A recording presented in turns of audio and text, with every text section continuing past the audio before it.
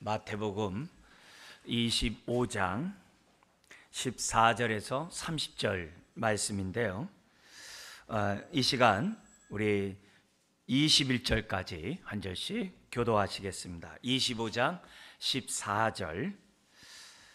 또 어떤 사람이 타국에 갈 때 그 종들을 불러 자기 소유를 맡김과 같으니 각각 그 재능대로 한 사람에게는 금 5달란트를, 한 사람에게는 2달란트를, 한 사람에게는 1달란트를 주고 떠났더니 5달란트 받은 자는 바로 가서 그것으로 장사하여 또 5달란트를 남기고 2달란트 받은 자도 그같이 하여 또 2달란트를 남겼으되 1달란트 받은 자는 가서 땅을 파고 그 주인의 돈을 감추어 두었더니 오랜 후에 그 종들의 주인이 돌아와 그들과 결산할세 5달란트 받았던 자는 5달란트를 더 가지고 와서 이르되 주인이여 내게 5달란트를 주셨는데 보소서 내가 또 5달란트를 남겼나이다.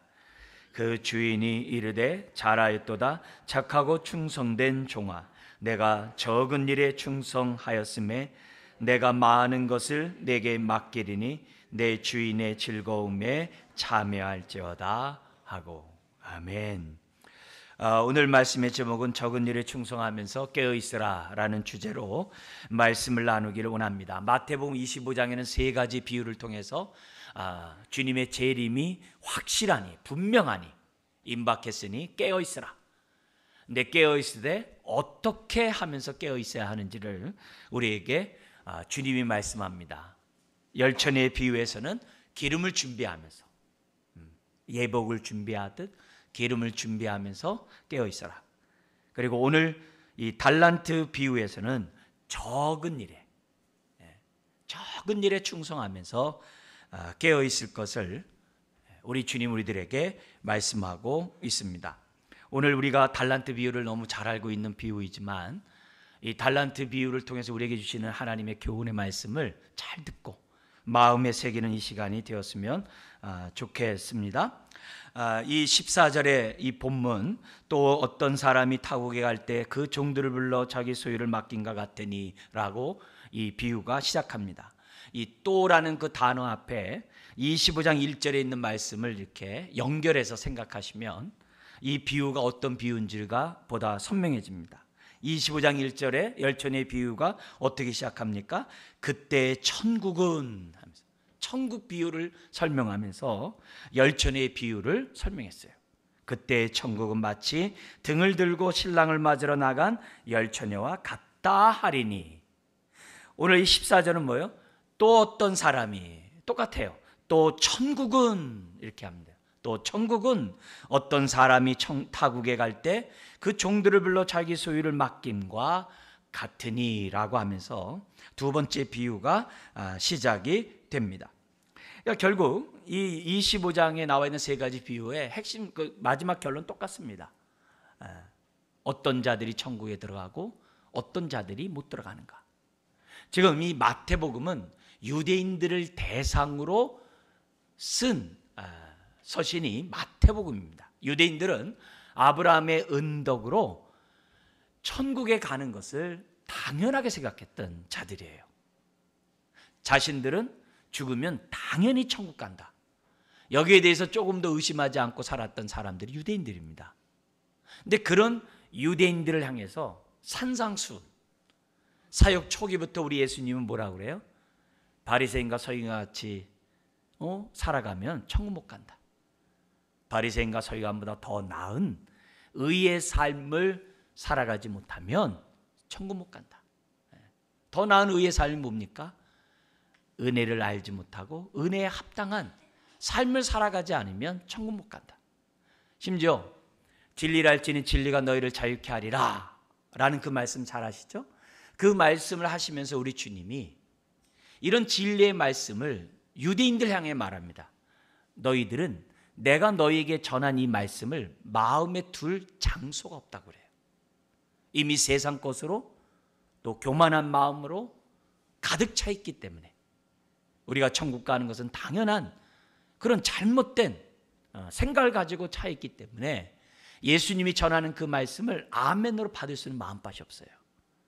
그러면서 그들을 향해 뭐라 그러면 너희의 아비는 마귀라 그래요. 유대인을 향하여 너희 아비는 마귀다. 그렇기 때문에 우리가 이 마태복음을 대하는 저와 여러분들은 청중이 우선 달라요. 왜냐하면 우리는 유대인이 아니기 때문에.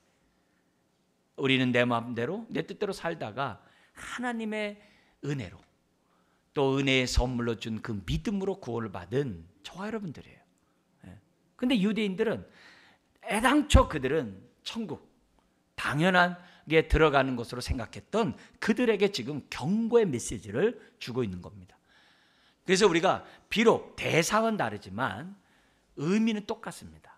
오늘 저와 여러분들이 신앙생활하는 저와 여러분들에게 이 메시지가 이 비유가 주는 그 의미는 똑같기 때문에 그 의미를 우리가 잘 새기고 우리가 천국이 죽어서 가는 나라가 아니라 예수님은 이 땅에서 예수 그리스도를 믿고 예수 안에 거하는 자가 천국 안에 거하는 자라는 말씀을 하셨기 때문에 오늘 천국의 그런 은혜를 받은 저와 여러분들이 어떻게 정말 천국 백성답게 살아가는가, 하나님의 자녀답게 살아가는가, 오늘 이 말씀을 통해 하나님의 귀한 우리의 교훈을 삼기를 원합니다.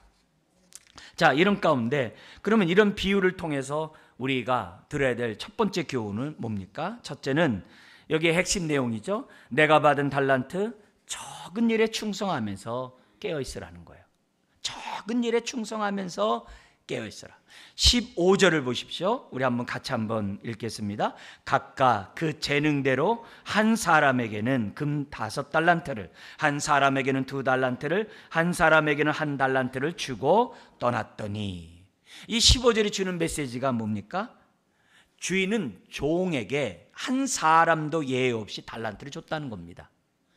우리들에게 이 말씀을 적용한다면 우리 가운데 하나님으로부터 달란트를 받지 않은 사람은 단 한 명도 없다는 겁니다. 그래서 중요한 그 정의가 뭐냐면 하나님의 구원에는 달란트가 포함되어 있다는 거예요. 하나님의 구원에는, 하나님의 은혜에는 달란트가 포함되어 있어요. 저와 여러분들 가운데 은혜를 받은 자로 달란트를 받지 않은 사람은 단 한 사람도 없다. 이 메시지를 우리가 분명히 기억해야만 합니다. 그리고 주인은 자신의 뜻대로, 그러나 각각 그 재능대로, 사람의 그 재능대로 달란트를 줬다고 그래요. 누구에겐 5달란트, 누구에겐 2달란트, 누구에겐 1달란트 줬다고 그래요. 그렇기 때문에 공평해요. 왜냐하면 각 사람의 재능대로 달란트를 줬기 때문에 아주 그건 공평한 거예요. 반대로 종들의 입장에서도 공평해요. 비교할 게 아니에요. 왜 나 1달란트밖에 안 줬어요? 저 사람 5달란트 줘놓고 비교할 게 없어요. 왜냐하면 자신의 능력대로 주인이 줬기 때문에 나는 내가 받은 그 능력 하에서 이문을 남기면 돼요. 착하고 충성된 종처럼 주인의 뜻 가운데 살아가면 돼요. 남과 비교할 필요가 없어요. 공평한 게임이에요. 그런 의미에서. 그렇기 때문에 우리가 이런 메시지 속에서 하나님은 공평하신 하나님이라는 그 모습을 기본적으로 우리가 갖고 있어야 됩니다. 그런데 이런 생각을 안 가지면 왜 남에게는 왜 이렇게 큰 것 주고 나에게는 이렇게 작은 것 줘? 교회 안에서도 누구는 막 이렇게 눈에 띄는데 왜 나는 눈에 띄지 않아? 그러지 말라는 거예요. 하나님께서는 각자의 능력, 재능대로, 역량대로 하나님이 그러한 달란트를 주셨다고 합니다. 그러면 달란트가 뭐냐 이게? 구원받은 하나님의 은혜로 부름받은 저와 여러분들에게 한 사람도 예외 없이 준 달란트는 뭐냐? 우리가 달란트를 그냥 번역하면 재능, 능력 이렇게 하면 끝나요. 근데 이 달란트가 지금 천국 가냐 못 가냐 이와 연관되어 있는 거잖아요. 그잖아요. 달란트에 따라서 내가 이물 남기냐 안 다냐에 따라서 가느냐 못 가느냐가 달려있는 그런 문제예요. 그래서 단순히 어떤 재능, 능력 이렇게 좁게 볼 수가 없다는 거예요. 오히려 넓은 개념, 사명. 그 사명 안에는 많은 것들이 포함되어 있어요. 특별히 우리가 마태복음을 보고 있다고 한다면 마태복음에 나타난 주님의 가르침과 연결되어 있다는 거예요. 연결되어 있다는 거예요. 그래서 우리가 예를 들면 산상수훈에서 주님이 우리에게 뭘 메시지를 주고 있어요? 바리새인과 서기관 같은 의의 삶을 살지 말아라. 정말 하나님의 뜻대로 하나님이 기뻐하는 의의 삶을 살아라. 그러기 위해서는 팔복의 삶을 기본으로 해야 된다. 그렇지 않으면 모래 위에 집을 짓는 그 인생이 될 것이다.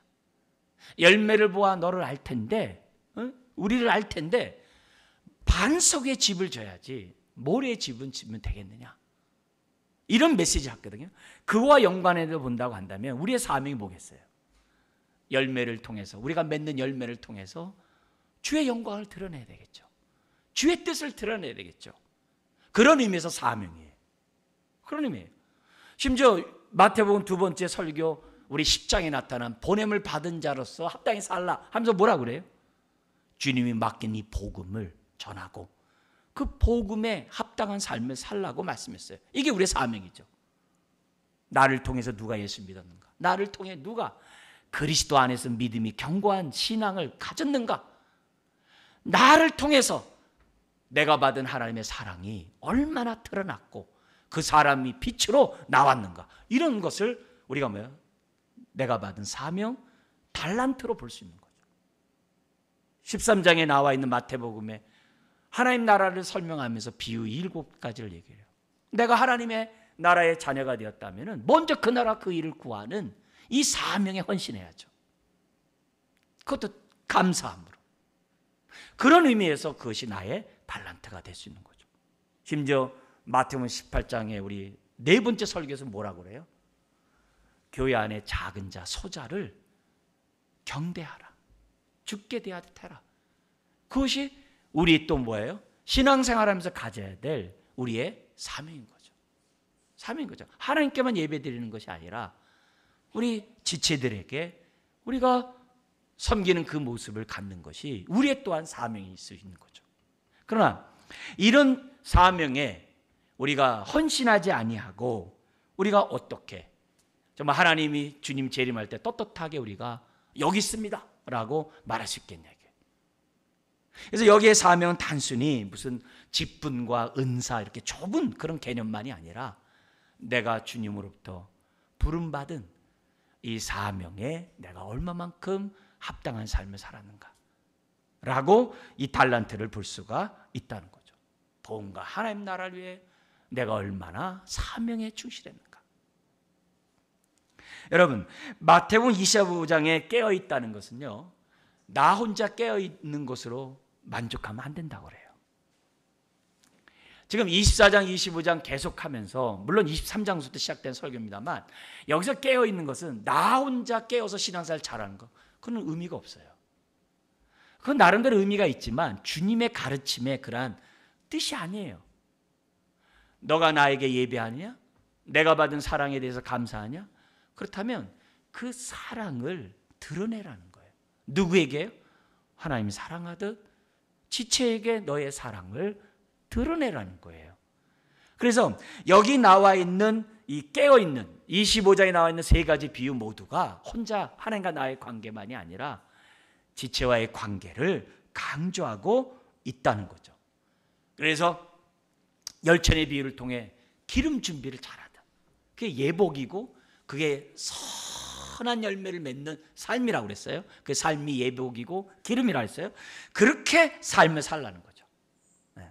여기 달란트도 너가 받은 사명에 따라서 살아가는데 누굴 드러내야 돼요?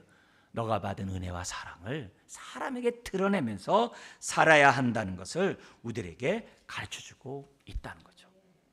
자, 그런데 이렇게 하나님의 은혜 가운데 받은 사명 가운데 충성을 다하고 5달란트 받은 사람과 2달란트 받은 사람이 5달란트, 2달란트 남겼는데 그에 대한 주님의 평가는 뭐였습니까? 거기 보니까 우리가 읽은 것처럼 21절에 있는 것처럼 착하고 충성된 종아, 그러면서 그들을 향하여 뭐라 그러면 내가 적은 일에 충성했다 그래요. 적은 일에 충성했다. 충성했음에 내가 많은 것을 내게 맡기리니 내 주인의 즐거움에 참여할지어다. 여러분, 이 달란트가 이게 숫자 개념을 좀 오늘날로 좀 그 당시 상황 있는 걸 좀 약간 이해를 돕는다면 한 달란트가 6천 데나리온이에요. 근데 한 데나리온이 하루 품삯이에요. 우리나라 하루 일당을 10만 원으로 치면은 한 달란트는 6억 원이에요. 5달란트는 30억 원이에요. 결코 작은 돈이 아니에요. 작은 돈이 아니에요. 하나님이 우리에게 맡긴 그러한 사명은, 달란트는 사실 작은 게 아니에요. 하나님이 우리에게 베푸신 그 구원의 은혜와 함께 주신 하나님의 그 사명은 정말 큰 거예요. 오늘 저와 여러분들의 입장에서 한번 보세요. 여러분, 자기를 부인하고 자기 십자가를 지고 주님을 따라가는 삶이 쉽습니까? 어렵죠. 모든 걸 포기하고 정말 주님이 가신 그 길을 따라가는 삶이 결코 쉽지 않을 거예요. 힘들 거예요. 또 우리 입장에서 보면 그 일이 굉장히 귀하고 굉장히 큰 일이죠. 전도하고 하나님의 말씀을 전해주고 이런 일들이 얼마나 큰 일이고 부담스럽고 어려운 일입니까? 전도하는 일이 쉽지 않잖아요. 사랑을 나타내는 게 쉽지 않잖아요. 얼마나 부담스럽고 그렇습니까? 근데 여기 5달란트 받은 사람이 정말 열심히 일을 해가지고 5달란트를 남긴 거예요. 배나 남긴 거예요. 이 얼마나 열심히 했고 정말 힘써 일했겠습니까? 근데 거기에 대한 주님의 평가가 적은 일이라고 그래요. 적은 일에 어떻게 보면 불가하다는 표현이 이상합니다만 적은 일에 불과하다라고 얘기하면서 그러나 어떻게 돼요? 칭찬했대요. 적은 일에 충성했대요. 여러분, 우리가 하는 사명, 목사직, 여러분이 받고 있는 직분, 더구나 우리가 세상을 향해서 우리가 감당해야 될 사명, 이런 것들에 대한 주님의 말씀은 적은 일이래요. 우리는 얼마나 큰 일이라고 해가지고 의시되기도 하고 자랑하기도 하고 뽐내기도 하고 그럽니까? 때론 그것 때문에 내가 또 어떻게 돼요? 비교돼가지고 내가 맡은 것이 너무 적어가지고 막 이렇게 화가 나기도 하고 속상하기도 하고 막 이런 일들이 얼마나 많습니까? 근데 그게 아니라 오늘 주님이 적은 일이라는 이 말씀에 좀 우리가 꽂혀야 돼요. 신앙생활한 저와 여러분들이 적은 일에 충성했다, 적은 일이라는 단어를 마음에 딱 새겨놓고 저와 여러분들이 신앙생활해야 돼요. 저는 이 말을 여러분들이 이렇게 소개하고 싶어요. 뭐냐? 같은 자에게 하나님이 하나님의 자녀가 되는 은혜를 주셨어요. 독생자를 주시고 성령을 주시고 하늘나라를 주셨어요. 믿기만 하는데, 근데 그 믿음도 은혜로 말미암는 믿음이에요. 한 게 없어요. 얼마나 그 큰 은혜를 받은지 몰라요. 더구나 주님의 핏값으로 산 이 몸이 주의 것이라 했어요. 그렇다면 우리가 이 삶을 하나님 앞에 다 드린다 할지라도 사실 작은 일에 불과해요. 우리는 하늘을 두루마리로 바다를 먹물로 삼고 하나님의 사랑을 다 기록해도 기록할 수 없다라고 그 큰 사랑을 얘기해요. 그 큰 사랑을 받으면서 우리들이 사실 하나님 앞에 할 수 있는 것이 뭘까요? 내 삶을 다 드려도 그건 마땅한 거예요. 마땅한 것을 다 해도 하나님 앞부터 받은 은혜에 비하면 지극히 작은 일에 불과하다는 거예요. 이게 왜 중요하냐? 그 당시 바리새인과 서기관들은 금식하면서 금식하네, 구제하면서 난 구제하네, 기도하면서도 사람에게 보이려고 막 그냥 하질 않나, 뭘 하든지 높은 자리에 앉으려고 하질 않나, 막 자기 의를 드러내고 자랑하면서 막 하고 있다고요. 나 이렇게 큰 일 했다고. 아니라는 거예요. 우리가 하나님도 받은 그 은혜 생각하면 그거는 적은 일에 불과해요. 적은 일에 불과해요. 적은 일에 불과한 사람이 자기 자랑 안 합니다. 우리 찬송가에서도 있는 것처럼 찬송을 부르면서 늘 아쉬워요. 내가 좀 더 잘할 것. 봉사를 하면서도 내가 좀 더 잘했어야 되는데, 내가 온전히 더 주님 섬겼어야 되는데, 그런 마음을 갖지 내가 주의 일을 했다고 해서, 내가 이런 일을 많은 업적 결과가 나타났다고 해서 자랑하지 않아요. 오히려 이렇게 한 것도 하나님의 은혜고, 오히려 나를 통해서 주의 일을 하신 주님께 감사하면서 더 내가 겸비하려고 하지, 그렇게 하지 않아요. 마땅히 드려야 될 것을 인색하게 드리고 온전히 드리지 않은 것에 대해서 죄송할 마음이지 그렇지 않다는 거예요. 그런 의미에서 오늘 이 5달란트, 우리가 눈으로 볼 때는 막 웅장하고 크고 위대한 일을 하는 그런 사람도 주님이 볼 때는 적은 일이에요. 그렇기 때문에 그 사람도, 5달란트 남긴 그 사람도 자신에 대해서 볼 때 어떻게 돼요? 이건 하나님의 은혜에 비하면 적은 일에 불과하다고 생각해야 은혜 안에 거할 수 있는 거예요. 그걸 우리들이 기억해야 돼요. 이 비슷한 얘기를 주는 메시지가 누가복음 17장 5절 이하에 있습니다. 제자들이 예수님에게 믿음을 더하여 주세요, 부탁을 합니다. 부탁하니까 우리 주님이 뭐냐면 겨자씨만한 믿음만 있으면 이 뽕나무를 들어 저 바다에 던지라고 말할 것이고, 말하면 그대로 될 것이라고 겨자씨 믿음을 얘기를 해요. 그러니까 온전한 믿음이죠. 크기가 크냐 작냐가 아니라 진짜 믿음인 거죠. 그렇게 얘기하면서 뭐라고 그러냐면 그 다음 구절에 이런 얘기를 합니다. 종의 비유를 말씀하세요.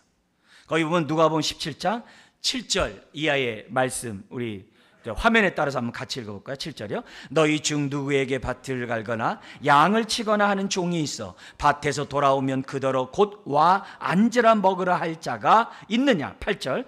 도리어 그더러 내 먹을 것을 준비하고 띠를 띠고 내가 먹고 마시는 동안에 수종 들고 너는 그 후에 먹고 마시라 하지 않겠느냐? 9절. 명한 대로 하였다고 종에게 감사하겠느냐? 그잖아요. 밭에서 열심히 일했는데 일이 안 끝났어도 빨리 와야 돼. 왜요? 주인이 밥 먹을 시간이에요. 그럼 주인이 밥 먹을 때 다 도와주고 지금 어떻게 돼요? 밥을 먹는 둥 마는 둥 하면서 못한 일을 하면서 나가는 게 종의 모습이에요. 근데 그렇게 하는 것에 대해서 주인이 종에 감사하냐 얘기해요. 당연한 거 아니냐는 거죠. 그러면서 그 다음 10절의 말씀에 우리 주님이 이런 얘기를 하세요. 같이 한번 읽겠습니다. 이와 같이 너희도 명령받은 것을 다 행한 후에 이르기를 우리는 무익한 종이라 우리가 하여야 할 일을 한 것뿐이라 할지니라. 한 것뿐이라는 거예요. 근데 내가 이거 했네, 저거 했네, 저거 했네, 그렇게 할 수 없다는 거예요. 남들은 그렇게 인정하고 할 수 있겠죠.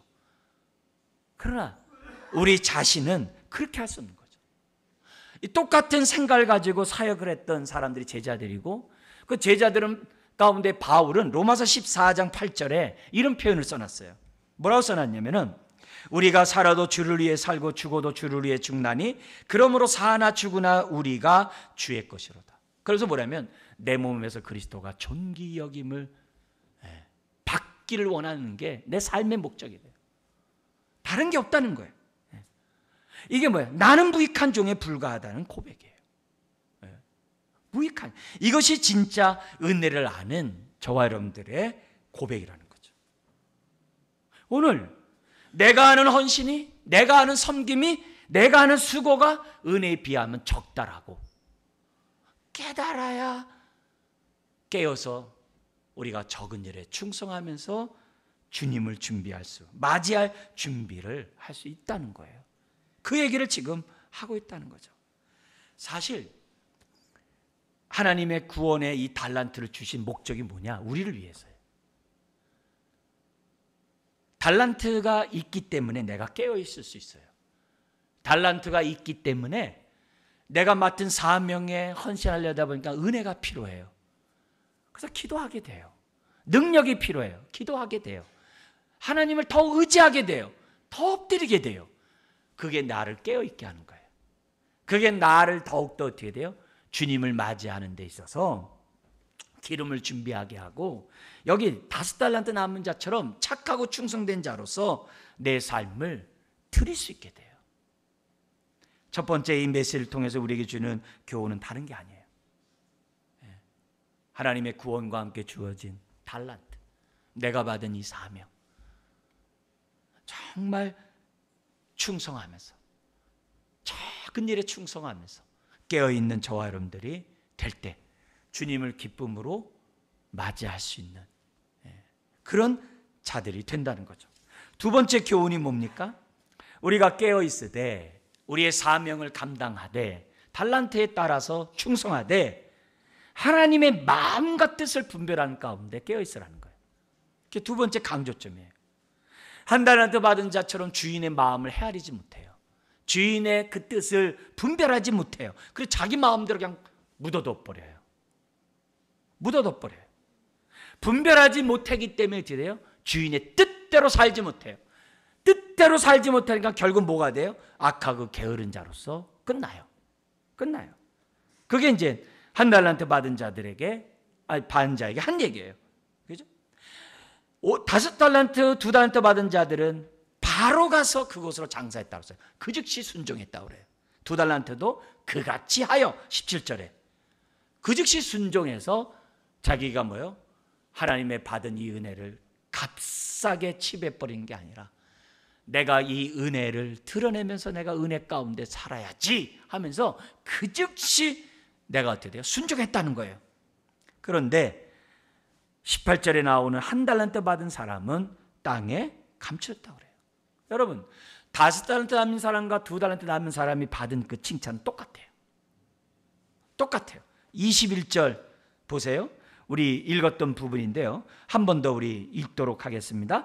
그 주인이 이르되 잘하였도다 착하고 충성된 종아, 내가 적은 일에 충성하였음에 내가 많은 것을 내게 맡기리니 내 주인의 즐거움에 참여할지어다. 얼마나 이런 정말 복된 칭찬이고 우리가 들어야 되지 않겠습니까? 근데 이 칭찬을 23절 2달란트 남긴 사람에게 똑같이 얘기를 합니다. 우리 한 번 더 읽겠습니다. 그 주인이 이르되 잘하였도다 착하고 충성된 종아, 내가 적은 일에 충성하였음에 내가 많은 것을 내게 맡기리니 내 주인의 즐거움에 참여할지어다 하고. 무슨 말이에요? 5달란트 남기고 2달란트 남기는 거 굉장히 중요해요. 근데 그것보다도 우리 주님 뭘 본다는 거예요?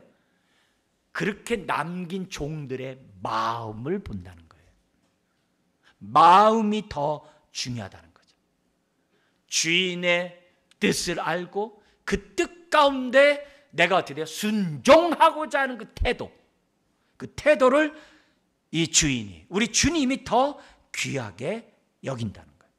그리고 똑같은 축복의 약속을 줍니다. 오늘도 마찬가지예요. 내가 받은 달란트가 1달란트라도 상관없어요. 받은 은혜에 감사하고 이 은혜에 따라서 내가 정말 순종하면 10달란트 남긴 사람이나 100달란트 남긴 사람이나 1달란트 남긴 사람이나 똑같은 축복을 받는 거예요. 하늘나라에는 차별이 없어요. 똑같은 축복을 받아요. 어느 누구도 영원한 나라에서 차별이 있으면 어떻게 되어 있습니까? 차별이 없어요. 다 똑같은 하나님의 은혜에 들어간다는 거예요. 그런데 1달란트 받고 그냥 갖고 온 자에게 무서운 심판하는데, 이것은 그 당시 유대인들, 당연하게 천국 간다고 생각하는 유대인들, 교만한 유대인들, 바리새인과 서기관들과 같은 그런 지도자들, 이런 자들에 대해서 무서운 심판을 내리십니다. 뭐라고 그러냐면 24절 25절에 1달란트 받은 사람이 24절에 이렇게 합니다. 당신은 굳은 사람이다. 이 굳다는 단어가 우리 성경에서는 엄격한, 잔인한, 가혹한, 그렇게도 이렇게 번역해서 쓰는 이런 단어입니다. 굳은 사람이다.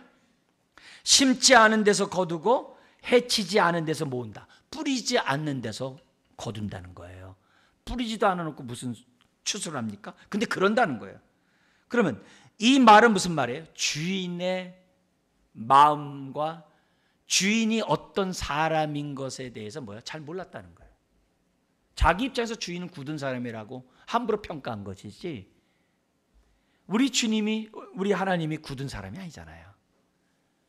근데 자기들 생각에 따라서 주인들은 다 굳고 어렵고 잔혹하고 이렇게 생각해가지고 우리 주님도 똑같은 분으로 생각한 거예요. 그래서 당신은 굳은 사람이다. 심지 않은 데서 거두고 해치지 않은 데서 모으는 비인격적인 그런 주인이다. 그러니까 무슨 생각한 거예요? 저 주인한테 이 한 달란트 받은 거 내가 손해라도 조금이라도 보면 난 끝난다. 조금이라도 손해보면 나는 죽은 목숨이야. 차라리 내가 잘 뒀다가 주인이 준 이 금 한 달란트를 갖다 똑같이 내가 다시 주면은 내가 그래도 괜찮진 않을까? 라고 생각했겠죠. 그러나 그 생각은 오판이죠. 주님의 마음과 생각을 헤아리지 않고 그건 자기 생각이죠. 자기 소견에 오른 대로 행동할 뿐이죠. 그러면서 하는 얘기가 뭐냐면 25절에 내가 두려워서 나가서 당신 달란트를 숨겼다가 보소서 여기 당신 것 여기 그대로 갖고 왔습니다. 이렇게 얘기하는 거예요. 근데 이 주인은 무서운 심판을 합니다. 그죠? 26절에 악하고 게으른 종아, 차라리 네 것을 갖다가 사장시켜 둘 바야 다른 사람에게 맡겨가지고 이문이라도 받았으면 얼마나 좋겠느냐. 아무 쓸모가 없는 자 28절 뺏어가지고 더 많은 자에게 주리라. 그러면서 30절에 이 무익한 종을 바깥 어두운 데로 내쫓아라. 거기서 슬피 울며 이를 갈려 미련한 다섯 처녀와 같은 그 심판을 받게 돼요. 여러분, 한 달란트 받은 사람의 문제점이 뭡니까? 세 가지로 좀 요약을 하면요, 첫 번째는 주인의 마음과 뜻을 분별하지 못했다는 거예요. 여러분, 종이 주인의 마음을 분별하지 못하면 주인과 함께 할 수 없어요. 그래서 쫓겨나는 거예요. 종이 주인과 생각이 같아야죠. 생각이 다른데 어떻게 같이 있을 수 있겠어요? 자기가 종인데 주인과 비길이라 하면 안 되잖아요. 그러니까 뭐예요? 같이 있는 게 아니죠. 그 당시 유대인들이 주여 주여 하면서 하나님을 섬기고 있어요. 다들 다 하나님의 자녀고 아브라함의 후손이라 다 하고 있어요. 그런데 하나님의 뜻과 다른 자가 있으면 어떡하겠어요? 주여 주여 하면서 마음은 굳고 목은 곧은 백성이라. 앞에 23장의 사도행과 바리새인들을 향하여 화이진저 하면서 우리 주님이 얼마나 책망했어요. 그러니까 그 똑같이 있지만 솎아내야죠. 하나님의 뜻과 다른 생각 갖고 있는 바리새인과 서기관들을 다 솎아내야죠. 다 솎아내야죠. 이 한 달란트 받은 사람의 문제점은 주인의 마음과 뜻을 분별하지 못했다는 거죠. 두 번째는 달란트에 따라서 순종하면서 받은 바 은혜에 감사하면서 내 삶을 정말 사명에 헌신하며 드릴 때마다 놀랍게도 하나님이 함께하는 축복이 있거든요. 더욱더 신앙이 풍성한 가운데 자라가게 돼 있거든요. 이 땅에 살아가는데 소모하는 삶이 아니라 정말 열매를 맺는 기쁨의 삶이 이어지거든요. 근데 그 즐거움을 무시한 자예요. 그 즐거움을 무시해요. 죽어서 가는 나라가 하나님 나라가 아니라 이 땅에서 누리는 나라가 하나님 나라인데 그 즐거움을 무시해버린 자예요. 세 번째는 이 한 달란트 받은 사람의 문제가 뭐냐면 하나님과 정말 아무런 관계가 없는 자예요. 주여자 하면서도 아무 관계가 없어요. 외인이에요. 그게 한 달란트 받은 사람의 문제점이에요. 오늘 우리가 신앙생활을 하면서 바리새인과 서기관과 같은 신앙생활을 하면서 우리가 종교적으로 형식적으로 한다고 한다면 하나님과 아무 상관없어요. 내가 열심히 하면 할수록 뭐예요? 자기 자랑할 거예요. 내가 이렇게 많이 했노라고. 아무 의미가 없다는 거예요. 그러니까 한 달란트 받은 사람이 정말 심한 말을 우리가 뭐냐면 주님으로부터 듣습니다. 우리가 지금 계속 반복하는 얘기입니다만 우리가 계속 반복해 들어야 돼요. 26절에 뭐라고 되어 있다고요? 주인이 그 사람에 대해서 뭐라고 그래요? 악하고 게으르대요. 여러분, 여기서 악하다라는 단어와 마태복음 24장 48절의 악한 종의 악하다와 달라요. 우리 성경은 똑같이 악으로 번역을 했어요. 근데 단어 자체가 달라요. 단어 자체가 달라요. 여기 24장에 정말 깨어있지 못하고 방탕하고 세상 가운데 살아가는 이런 사람들의 악함과 한 달란트 받은 사람이 예수님부터 들었던 악함이 다른데, 여기 달란트에 나와 있는 한 달란트 받은 사람이 받은 이 악함은 뭐냐? 마귀적인 악함이에요. 네. 단어가 사탄의 악함이에요. 그러니까 남에게 내가 실수해서 나쁜 짓을 할 수 있어요. 말 좀 이상합니다만, 내가 실수해서 부족해서 연약해서 모자라서 내가 뭐예요? 악을 행할 수 있어요. 근데 남이 잘못되도록 의도적으로 악을 행하는 사람이 있어요. 그건 정말 나쁜 사람이거든요. 그게 딱 구분했단 말이에요. 여기에 나오는 달란트에 나오는 악한, 한 달란트 받은 악한 자라는 얘기는요, 애당초 뭐예요? 주인을 인정하지 않는 거예요. 애당초 주인에 대해서 존경한 마음이 단 하나도 없는 거예요. 어떻게 하면 이 주인에게 뭐예요? 해를 끼칠까? 손해를 끼칠까? 그런 사람이에요. 계획함이 마귀적이에요. 그 악이에요. 그 악이에요. 그런데 마태복음 24장의 48절에 나와 있는 악은 뭐냐면 미성숙함의 악이에요. 결핍의 악이에요. 군인의 결핍이 뭐예요? 용감함이 상실된 게 악이죠. 군인은 용감해야 돼요. 돌격 앞으로 하면 나가야 돼요. 근데 무서워서 숨으면 그게 악한 행위죠. 그게 악이죠. 그게 군인답지 못한 결핍으로 말미암는 악이죠. 세상에 직업을 갖고 있는 사람이 돈을 벌 목적으로 한다고 한다면 그게 악이죠. 그래서 싹군이라고 그러죠. 그게 악이죠. 목사가 싹스를 위해서 하면 어때요? 그건 악한 거죠. 근데 의도적으로 한다? 그건 마귀적이죠. 여러분도 어떻게 돼요? 부모가 자녀에게 잘하고 싶죠. 근데 부모가 어떻게 돼요? 미성숙함으로 아이에게 잘못 도와줄 수 있죠. 첫 애 키우는 거, 둘째 키우는 거, 셋째 똑같습니까? 다르잖아요. 네? 근데 그걸 갖다가 부모한테 상처받았지만 나중에 어떻게 돼요? 자기가 나이가 먹고 크고 애 키우다 보면 아하, 이해가 되는 거죠. 아, 우리 부모가 이랬겠구나 저랬겠구나, 이해가 다 되는 거죠. 그러나 못했을 때 뭐예요? 24장의 악인지 25장의 악인지 분별이 안 되는 거죠. 나이가 먹고 보면 24장이 미성숙하면서 우리 어머니가 보면 그 20대 때 날 키웠는데 내가 오죽했겠어, 이렇게 생각하면 나는 지금 30인데도 이런데, 이렇게 생각하면 어떻게 돼요? 존경스러운 거죠. 그건 다른 거예요. 그래서 신앙이 우리가 자라가고 성숙하다 보면 사람의 마음을 보는 거거든요. 저 사람이 정말 악한 자인지 미성숙해서 오는지를 보고 어떻게 돼요? 용납하는 거예요. 용서하는 거예요. 기다리는 거예요. 근데 이게 분별이 안 되면 어떻게 돼요? 상관 안 해, 관도, 단절이야, 뭐 이렇게 하죠. 우리가 단절할 대상이 누가 있겠어요? 네? 내가 먼저 이렇게 그건 아니죠. 우리에게 붙여주 우리의 가까이 있는 사람들을 우리가 어떻게 해야 되는지를, 그게 사명이거든요.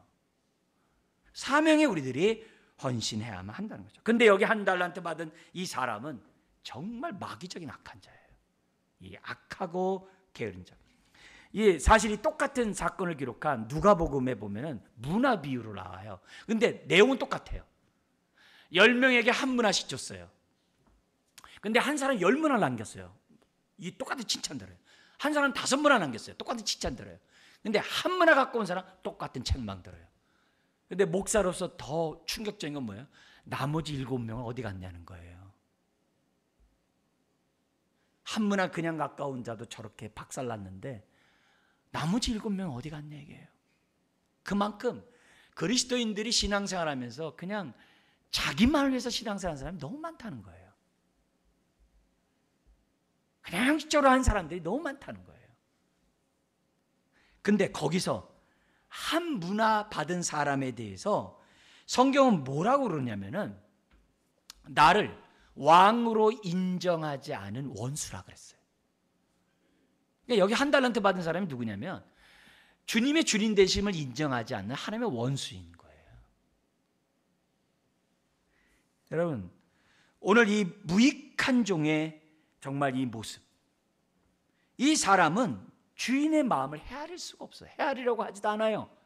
오히려 어떻게 돼요? 손해를 끼치려고 하는 악한 자였어요.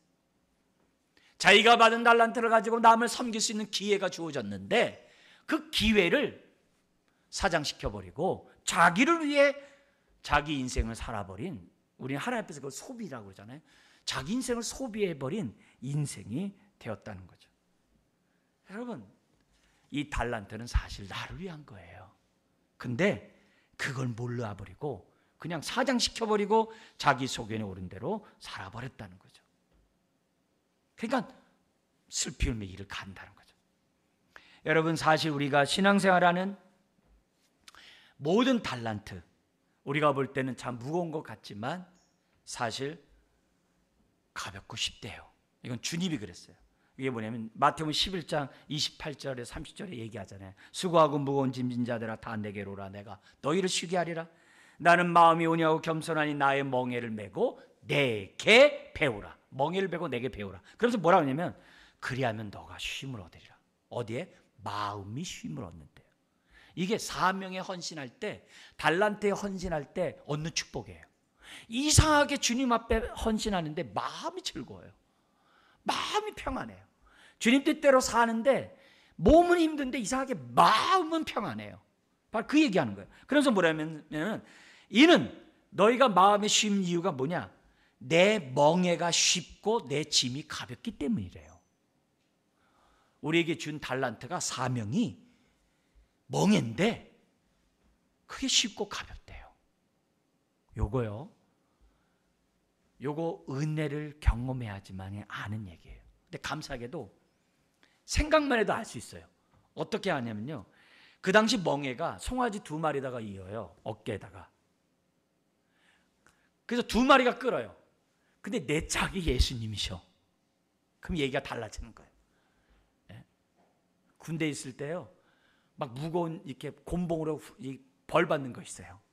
기다란 곤봉 놓고서 전보산 떼 놓고서 막 그냥 들고 막 앉았다 일어나 막 그런 게 있어요. 그럼요, 키 큰 사람 옆에 있으면 되게 편하고 좋고 막 그런 게 있거든요. 예? 힘센 사람 옆에 있으면 그냥 내가 좀 고독스러운 게 그런 게 있어요. 주님이, 멍에를 메신 주님이 나와 함께 가는 거예요. 그러니까 옆에 가는 사람은 어떻게 돼요? 콧노래 부르면서도 갈 수도 있는 거예요. 이거는 그만큼 감당할 수 있는 은혜와 능력을 주신다는 거예요. 그렇게 함으로 또 왜? 마음의 기쁨도 주신다는 거예요. 그러니까 내가 받은 달란트는 사실 가볍고 쉬운 거예요. 내가 맡은 직분과 사명은 가볍고 쉬운 거예요. 본과 하나 사는 삶은 가볍고 쉬운 거예요. 근데 이 무익한 종은 그렇지 못했던 거예요. 그렇지 못했던 거예요. 그에게는 은혜가 없는 거예요. 우리는 이문을 남겨야 돼. 여기 5달란트를 남기고 2달란트를 남겼다는 말이 뭘까요? 그건 다른 게 아니라 나를 통해서 하나님의 뜻이 드러났다는 거예요. 하나님의 사랑이 나타났다는 거예요. 네. 그 얘기예요. 그러니까 우리는 그만큼 우리가 한 살이라도 젊었을 때 주님을 믿는 게 이래서 축복이에요. 그만큼 하나님의 사랑을 드러내면서 나는 어떻게 돼요? 마음의 쉼을 얻거든요. 기쁨을 얻거든요. 그래서 내가 받은 달란트, 사명을 일부러 잃어버리지 말고 하나님의 은혜를 값싸게 그냥 치부하지 말고 우리가 맡은 사명에 헌신하자는 거죠. 그 사명은 크든 작든 상관없어요. 그냥 어떤 일이든 무슨 일이든 무슨 직분이든 상관없어요. 남들이 인정하지 않고 본에 보이지 않아도 그 일에 최선을 다하면 달란트 받은 사람의 축복을 다 받는다는 거예요. 그게 두 번째 교훈이에요. 세 번째 나온 교훈은 열천의 비유와 같은 얘기예요. 뭐냐면은 21절 23절에 있는 것처럼 주인의 즐거움에 참여할 수 있도록 깨어 있자는 거예요. 19절에 보면 계산할 날이 온다 그랬어요. 재림 때 선악간의 심판을 한다는 거죠. 그래서 우리는 노후 준비도 중요하지만 재림 준비해야 돼요. 사후 준비를 해야 돼요. 잘해야 돼요. 왜? 계산할 거니까. 다 계산할 거예요. 오늘 내가 정말 무엇 때문에 바쁘게 살고 있는지 한번 보셔야 돼요. 내가 정말 부름에 합당한 삶을 살고 있는지, 그렇지 않은지, 나에게 주어진 시간 나만을 위해 쓰는지, 정말 주의 뜻을 위해 쓰는지 봐야 하는 거예요. 나에 대한 평가가 정말 착하고 충성된 이런 평가를 들어야지, 한 달러도 받은 사람의 평가를 들으면 안 되거든요. 근데 놀랍게도 내가 순종할수록 주인의 즐거움에 오늘 동참해요. 그런 자가 훗날 천국에서 영원토록 동참한다는 것을 성경 우리들에게 가르쳐주고 있습니다. 주님이 성도를 갖다가 우리 아까 예배 처음에 시작했어요. 존귀하게 보신다 그랬어요. 그리고 주님의 즐거움이 저와 여러분들이라고 그랬어요. 저와 여러분들이라고 그랬어요. 부모의 즐거움이 뭐예요? 자녀들이잖아요. 자녀들이 그냥 맛있게만 먹어도 막 너무 기쁘잖아요. 네? 부모의 즐거움이 다 자식이잖아요. 하나님의 즐거움이 저와 여러분들이거든요. 그렇다고 한다면 오늘 이 땅에 살아가면서 뭐예요? 훗날 누릴 주인의 즐거움을 오늘 맛보면서 살아가는 그 삶을 하나님이 기뻐한다는 거죠. 그래서 주님의 재림을 기다리는 이 시간이 우리에게는 뭐예요? 하나님의 뜻을 이룰 수 있는 기회예요. 하나님의 사랑을 나타낼 수 있는 기회예요. 복음을 전할 수 있는 기회예요. 하나님의 정말 뜻 가운데 내가 뭐예요? 열매를 맺어갈 수 있는 기회예요. 무엇보다 이 땅에서 하나님의 즐거움을 맛볼 수 있는 기회예요. 이 기회를 사장시키지 말고 저와 여러분들 다 깨어서 신앙생활 잘하자고요. 무익한 종 되지 말고 정말 여기 이런 한 달한테 받은 사람처럼 되지 말고 우리에게 주어진 이 기회 잘 선호하는 복된 인생 되시길 주의 이름 축원합니다. 기도하겠습니다. 하나님 아버지, 오늘 우리가 이 깨어있는 이 시간이 오히려 우리가 축복의 기회임을 기억하게 하시고 주님의 재림을 기쁨으로 맞이하는 또 준비하는 주의 자녀들 다 되게 하여 주옵소서. 우리에게 주어진 이 기회 남용하거나 놓치지 않도록 은혜를 더하여 주옵소서. 예수님의 이름으로 기도드리옵나이다. 아멘. 찬송가 597장 부르시면서 봉헌하시겠습니다.